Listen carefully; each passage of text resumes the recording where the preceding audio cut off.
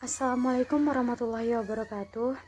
Puji syukur kita ucapkan atas kehadiran Allah Subhanahu wa Ta'ala, karena atas limpahan rahmat dan nikmat Allah lah sehingga kita masih diberi kesehatan pada pagi hari ini. Dan selawat berangkaikan salam tidak lupa kita hadiahkan kepada Nabi besar kita Muhammad Sallallahu Alaihi Wasallam. Nah, di sini langsung saja kami dari kelompok akan mempresentasikan tentang pengadministrasian tes yang mana beranggotakan saya sendiri Isda Aini sebagai pemateri, yang kedua Niken Alianda, yang ketiga Bima Pratama. Nah, di sini langsung saja masuk kepada pengertian pengadministrasian tes. Pengadministrasian tes merupakan pelaksanaan tes yang dimulai dari proses penyuntingan naskah tes sampai dengan proses pengerjaan tes. Pengadministrasian tes ini merupakan langkah yang amat kritis dalam keseluruhan proses penilaian. Betapa baiknya persiapan suatu penilaian hasil belajar. Dalam hal ini, tes yang akan dipakai telah dipersiapkan dengan sebaik-baiknya. Tetapi kalau pengadministrasiannya kurang atau tidak baik sama sekali, maka keseluruhan upaya penilaian itu akan gagal. Kesahihan dan keterandalan tes yang sudah dipersiapkan dengan rapi itu akan lenyap begitu saja. Selanjutnya, pengadministrasian tes ini merupakan pelaksanaan tes yang dimulai dari penyuntingan naskah sampai dengan proses pengerjaan tes, di mana pengadministrasian tes ini perlu terselenggara dengan baik, sehingga dua hal pokok yang harus terselenggara yaitu yang pertama, kondisi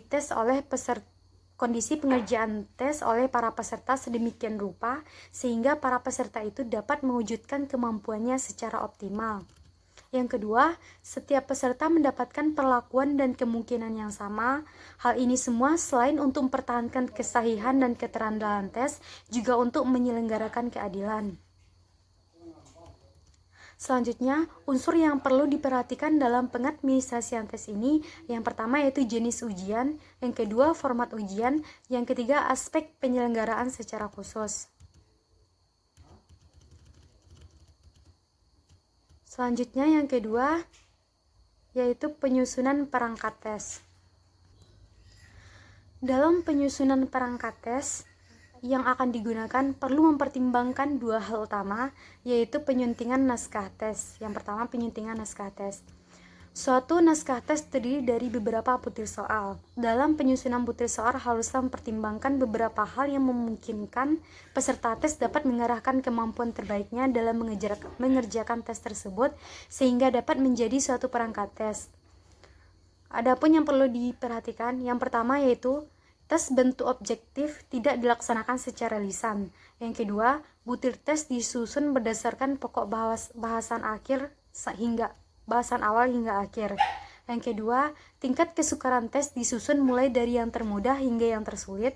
Yang ketiga, butir tes yang setipe hendaknya dikelompokkan dalam satu kelompok. Yang keempat, petunjuk pengerjaan tes ditulis secara jelas. Yang kelima, penyusunan butir tes sebaiknya diatur sedemikian rupa sehingga tidak menimbulkan kesan desak-desakan. Selanjutnya yang kedua, yaitu penggandaan naskah tes. Dalam proses penggandaan naskah tes ini haruslah dapat menjamin kerahasiaan naskah tes, sehingga tidak akan mengganggu konsentrasi peserta tes dalam melaksanakan tes. Penggandaan tes ini sebaiknya terpisah antara lembaran tes dan lembaran jawaban. Di bawah ini ada beberapa petunjuk yang dalam penggandaan tes, diantaranya yang pertama, antara butir tes harus cukup tersedia ruangan sehingga tidak terkesan saling berdesak-desakan. Yang kedua, angka dan huruf yang disediakan di depan alternatif jawaban harus sama dengan yang digunakan di lembar jawaban. Yang ketiga, untuk jenis tes menjodohkan, kedua kolom yang berisi tes atau alternatif jawaban haruslah terletak dalam satu halaman yang sama. Yang keempat, butir tes yang menggunakan wacana harus terletak dalam satu halaman yang sama. Yang kelima, semua wacana, grafik, diagram, dan gambar yang digunakan sebagai landasan butir tes harus jelas. Yang keenam, jika naskah digandakan dalam jumlah yang banyak, maka setiap naskah tes harus sama jelasnya. Baiklah, itulah penyampaian materi dari saya. Selanjutnya yang akan dilanjutkan oleh teman-teman saya. Baiklah, saya akan melanjutkan materi dari Isda ini, yaitu pelaksanaan tes. Dalam pengadministrasian tes harus mempertimbangkan berbagai cara dalam pelaksanaan tes. Cara pelaksanaan tes Di antaranya, yang pertama, open books. Dalam pelaksanaan tes hasil belajar, seorang pengajar memiliki hak untuk menentukan apakah para peserta tes boleh melihat buku atau catatan dan menggunakan berbagai alat belajar seperti tabel, kamus, kalkulator, dan sebagainya. Cara pelaksanaan tes seperti ini disebut open books. Yang kedua, closed book. Closed book adalah pelaksanaan tes yang merupakan kebalikan dari open books, di mana peserta tes tidak dibolehkan untuk melihat buku atau catatan dan menggunakan alat belajar seperti tabel, kamus, kalkulator, dan sebagainya. Yang ketiga, tes diumumkan. Tes diumumkan adalah pelaksanaan tes dan hasil dari pelaksanaan tes dapat dilakukan dengan memberikan pengumuman pelaksanaan tes seperti ini disebut tes diumumkan. Selanjutnya, tes dirahasiakan.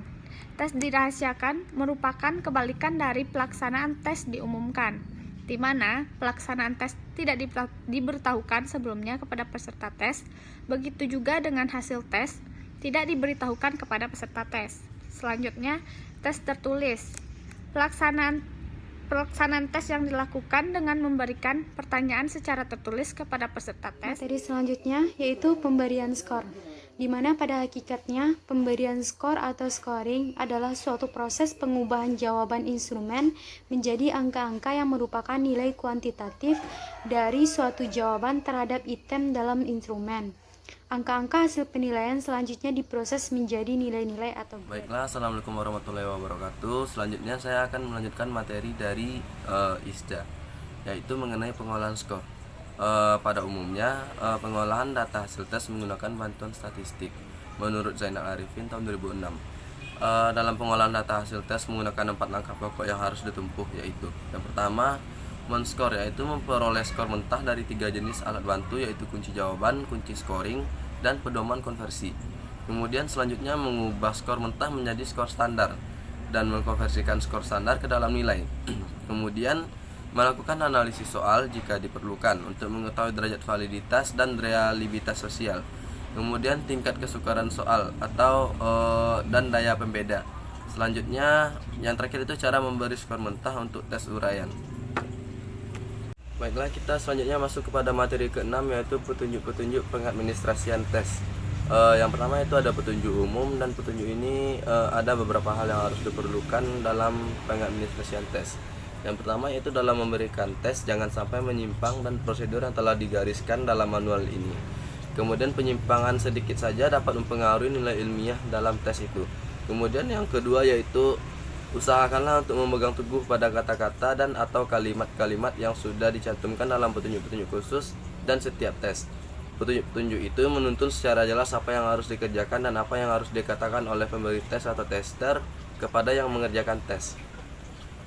Yang selanjutnya yaitu pernyataan-pernyataan yang diajukan oleh tester selama mereka menerima penjelasan tentang contoh-contoh soal atau soal-soal latihan harus dijawab dengan pedoman sebagai berikut.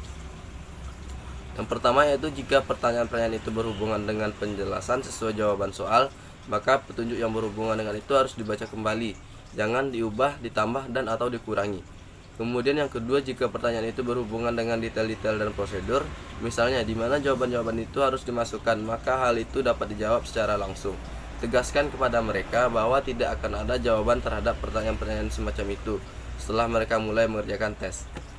Kemudian yang keempat, di samping memegang teguh pada petunjuk-petunjuk khusus, maka harus dicegah adanya gangguan-gangguan perasaan atau kesehatan, misalnya perasaan takut, tegang, tertekan, bingung, dan sebagainya pada tester. Kemudian yang kelima, jagalah jangan sampai testi melihat soal-soal tes sebelum waktu pengerjaan tiba. Kemudian yang keenam yaitu pakailah stopwatch atau petunjuk waktu lainnya asalkan ada petunjuk sebelum waktu mengerjakan tiba.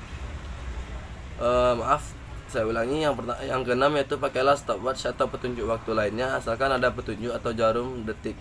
Jika bukan stopwatch yang dipakai, catatlah dengan teliti waktu mulai berakhirnya tes sekaligus. Kemudian yang ketujuh yaitu untuk menulis jawaban tes, yaitu dengan cara memberi tanda silang atau dengan menggunakan pensil, ballpoint atau pulpen. Cadangan untuk alat-alat tulis itu lebih baik disiapkan bila suatu waktu diperlukan. Kemudian yang selanjutnya kita masuk kepada materi petunjuk khusus.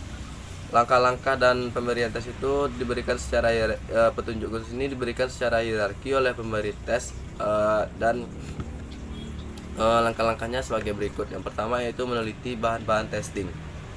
Meneliti macam dan jumlah bahan-bahan testing yang diterima, yaitu buku tes, lembar jawaban, berita acara testing, terutama buku tes jumlah yang dibagikan harus benar-benar diperhatikan. Kemudian yang kedua yaitu mengatur tempat duduk siswa, memeriksa kemudian mengatur jika diperlukan apakah murid-murid sudah duduk di tempatnya masing-masing atau sudah duduk sedemikian rupa sehingga tidak ada kemungkinan untuk saling mencontek. Kemudian yang ketiga yaitu membentuk rapor atau hubungan baik dan memberi motivasi murid. Jelaskan kepada mereka dari mana dari mana saudara berasal dan apa tujuan saudara memberikan tes.